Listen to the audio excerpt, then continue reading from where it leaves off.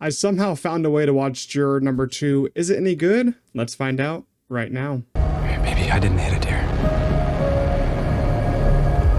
Let me just ask you one thing. Did you guys ever look at any other suspect?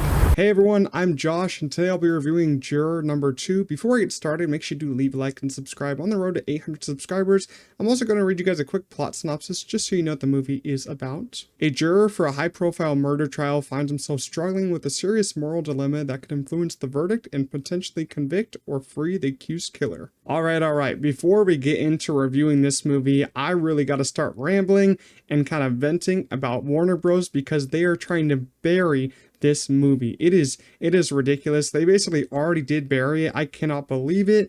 This is supposedly, and I think like 95% chance, Clint Eastwood's 40th and final film that he will ever direct.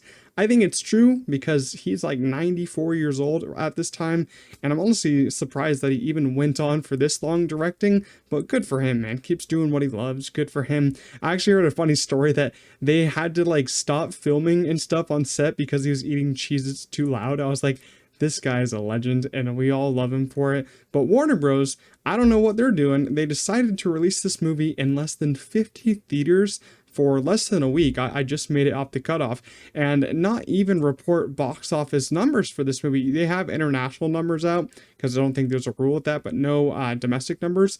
Internationally, it made like 5 million so far, which is good. And that's what I call a big disgrace. And David Zaslav is just being a bozo as usual. He is such a he just grinds my gears, that guy.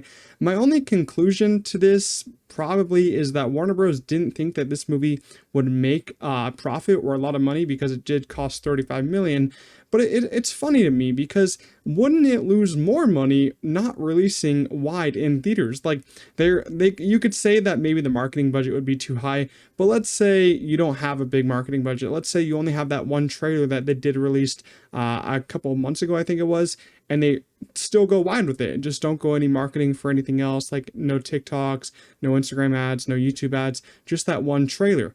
I think it could have made upwards of 30 to 50 million worldwide, which probably wouldn't be profitable for the movie still, but it would still be close. It would be better than nothing at that point. And then the digital sales would then further boost it because you have the word of mouth from people that have seen it in theaters, and they would say, oh yeah, go watch this movie. And they'd be like, oh, I'll catch it on digital. So then you have people watching on digital, then on Max. And with this, you just have people not knowing this movie exists at this point because it's basically done in theaters and it's gonna release in digital, and people will be like, what even is this movie? I didn't even see it's going in theaters. Maybe it's just a directed digital movie that no one thinks is good. Like I do that. I'm accused of that. I see a directed digital movie and I'm like, I don't want to watch it. It's just directed digital. It's probably not going to be good. That's what people are going to see. It makes no sense to not release this movie in theaters. It's an adult drama. Yeah, it's an adult drama. Adult dramas do not do that well nowadays. But look at Conclave, man. Conclave is really doing good. And I will say Conclave is a better movie, but it's doing better than expected. Conclave is making a decent amount of money because older audiences still want to go see movies. They want to go see movies like in the mornings, and that's what they're doing with Conclave. If they hear that a movie's great, they'll go see it. And there isn't many movies for older audiences to go see nowadays. And I think that Juror number 2, if given a chance, would have been a great movie for them. And I think Warner Bros. Just really messed up with this one. And I honestly just feel bad for Clint Eastwood. People are saying that he isn't fighting back. What do you expect this man to do? He's 94 years old. I honestly don't even think they talked to him about it, and it honestly just makes me feel bad because it is a good movie. All right, now that all my complaining and rambling's done, let's get to my official review on Juror number 2. And as I said, I really did enjoy this one. Maybe there's a bias coming from someone who really enjoys courtroom dramas, but I thought this one was actually really, really good. And I'm actually sad that Clint Eastwood is retiring after this one because he's always made films that really stick with you and are engaging for most age ranges. It's even worse that his, last movie is going under the radar, but I hope that you all go check it out either on digital and Max in the coming months. I think Warner Bros. Did say it will be on Max by the end of the year, so try to check it out by then. But I really enjoyed it. Clint Eastwood will always be a legend in my eyes, even though I'm very behind on his filmography.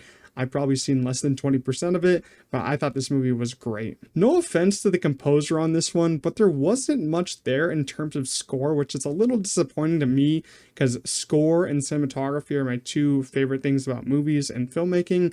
None of it really stuck with me, which was disappointing because usually courtroom dramas have some of the best scores, but I was kind of underwhelmed by this one. I thought the script of this one was actually pretty decent. It's not as good as I thought it was going to be. Usually courtroom dramas have like a really good script, but I think the problem here is that it didn't take too many risks and it didn't go to the greater lengths until like the end of the movie. The parts of the script that really did work for me, surprisingly, weren't the courtroom scenes or the jury discussions. It was just the conversations between Justin and Allison, who are the two main characters, who are played by Nicholas Hoult and Zoe Deutsch.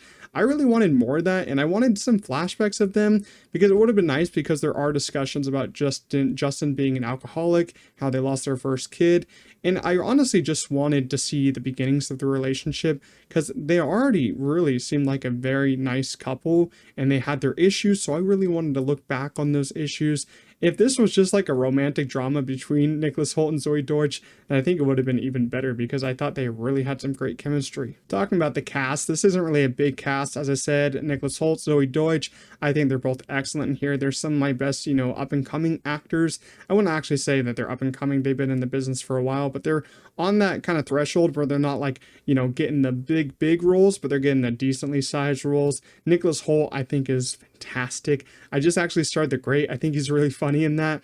He's going to be Lex Luthor and Superman and DC. I cannot wait to see him in that. He's going to be great. Nosferatu this year, going to be great in that. Zoe Deutsch always has a soft spot in my heart. I think she's terrific, especially in the rom-com genre.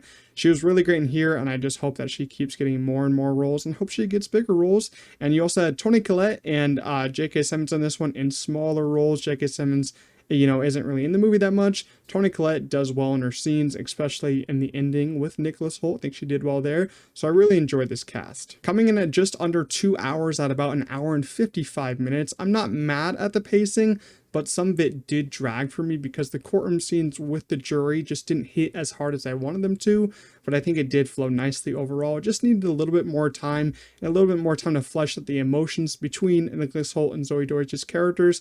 I felt like if you added more moments between them, it would have been nicer because there is a moment here because Zoe Deutsch is having a kid here where it just flashes between her and one scene, and then 20 minutes later, it flashes to the kid already being born. I feel like they might have cut some stuff out because it just didn't feel as fluid there, and I wish there were more scenes with them in the movie. Overall, Juror number 2 is an effective courtroom drama, even if it isn't as smart as it wants to be. It plays it safe, but still does have an engaging plot and ending. Nicholas Hoult and Zoe Deutsch really serve as a great anchor for this film, and their relationship added a lot to my enjoyment. Since this is Clint Eastwood's last movie, please try to watch it someday if you can on digital or Max because I think it's really great. I'm going to give Juror number 2 an 8 out of 10. I know probably a lot of you haven't watched this movie, but if you do get a chance in December to watch it, come back here and share your thoughts because I really did enjoy it. Love to hear what you guys thought. If you did enjoy my review though, make sure you do leave a like, subscribe to the channel. As I said, it's free to do so. See you guys in the next one. Peace out.